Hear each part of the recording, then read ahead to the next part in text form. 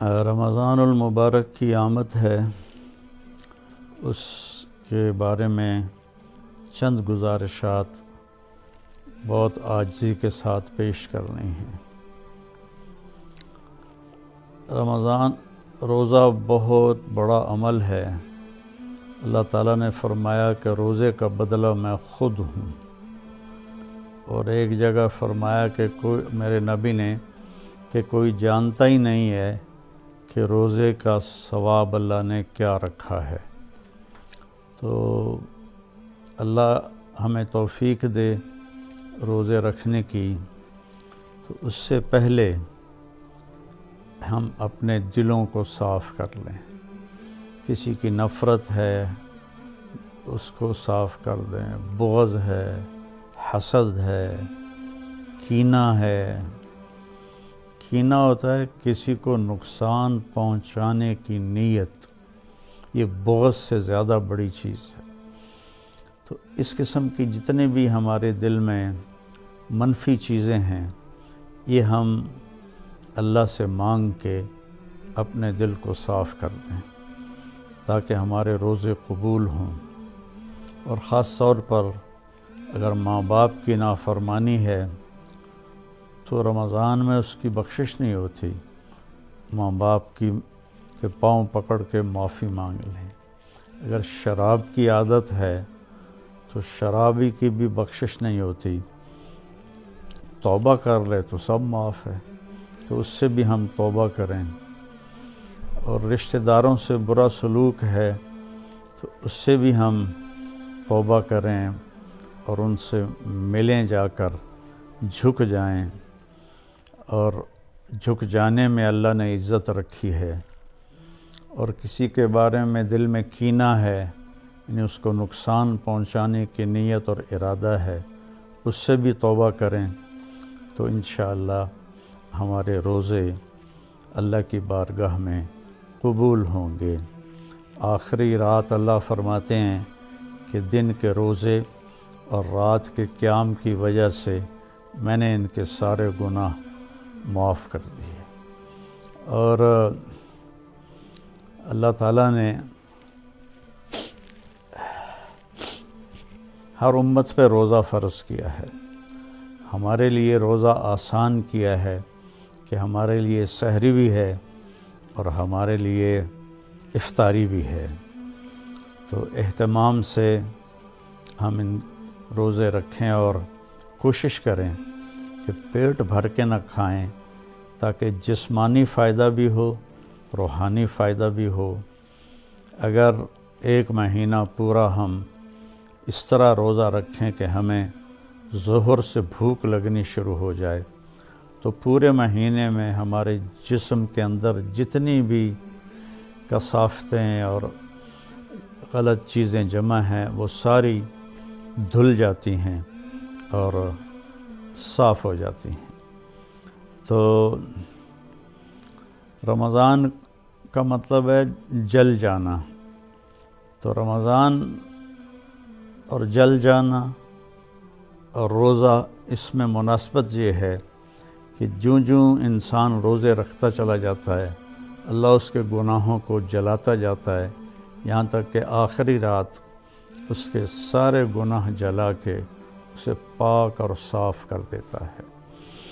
تو ہم اپنے دلوں کو صاف کر کے لڑے ہوئے سے صلح کر لیں، معاف کر دیں۔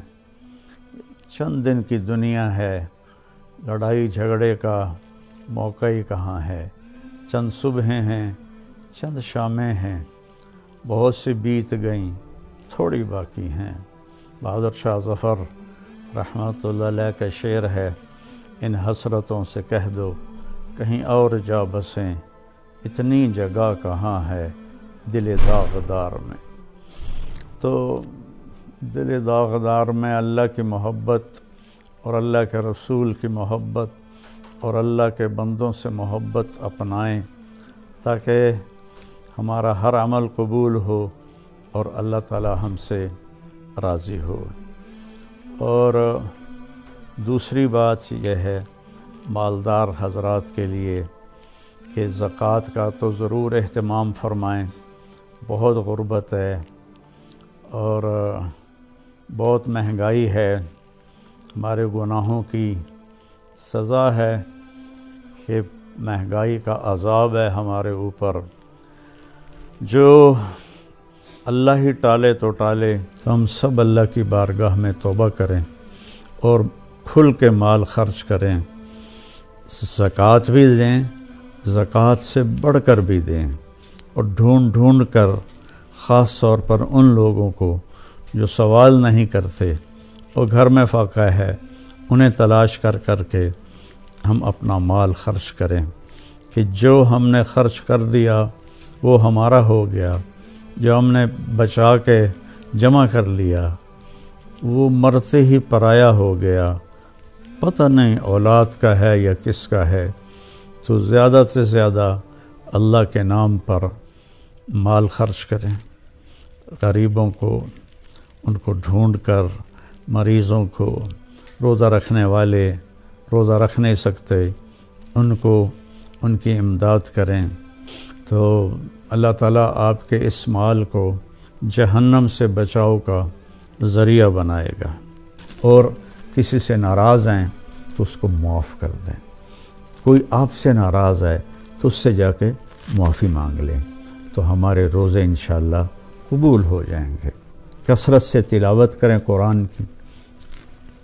بخاری شریف کی روایت ہے، کانا رسول اللہ صلی اللہ علیہ وسلم اجود الناس، اللہ کے نبی سب سے زیادہ سخی تھے، وَأَجْوَدُ مَا يَكُونُ فِي رَمَضَانَ حِينَ يَلْقَاهُ جِبْرِيلُ يَأْتِيهِ كُلَّ لَيْلَةٍ فَيُدَارِسُهُ الْقُرْآنَ، اور رمضان میں آپ بہت زیادہ سخی ہو جاتے تھے، جب جبریل آتے تھے روزانہ رات کو آپ جبریل کے ساتھ قرآن کا دور فرماتے تھے۔ تو یہ واحد نبی ہیں جن کے پاس اتنی کثرت سے جبریل تشریف لائے، ہر رات تشریف لاتے تھے۔ میرے نبی کو 9 رمضان ملے، تو ہر رات کو، اور آخری رمضان میں 2 دفعہ آتے تھے، 2 دفعہ قرآن کا دور ہوا آپ کا جبریل کے ساتھ، اور فرمایا ولا رسول اللہ صلی اللہ علیہ وسلم اجود بالخیر من رمضان من الریح المرسلہ، کہ اللہ کے نبی رمضان میں جبریل کے ملنے پر تیز ہوا سے بھی زیادہ آپ کی سخاوت ہوتی تھی۔ تو میں مالداروں سے کہتا ہوں سخی بنیں، صرف زکوٰۃ دے کے مطمئن نہ ہوں، زکوٰۃ سے اوپر بھی خرچ کریں، اللہ آپ کا رزق بڑھائے گا۔ اللہ مجھے آپ کو توفیق نصیب فرمائے۔ السلام علیکم ورحمۃ اللہ وبرکاتہ۔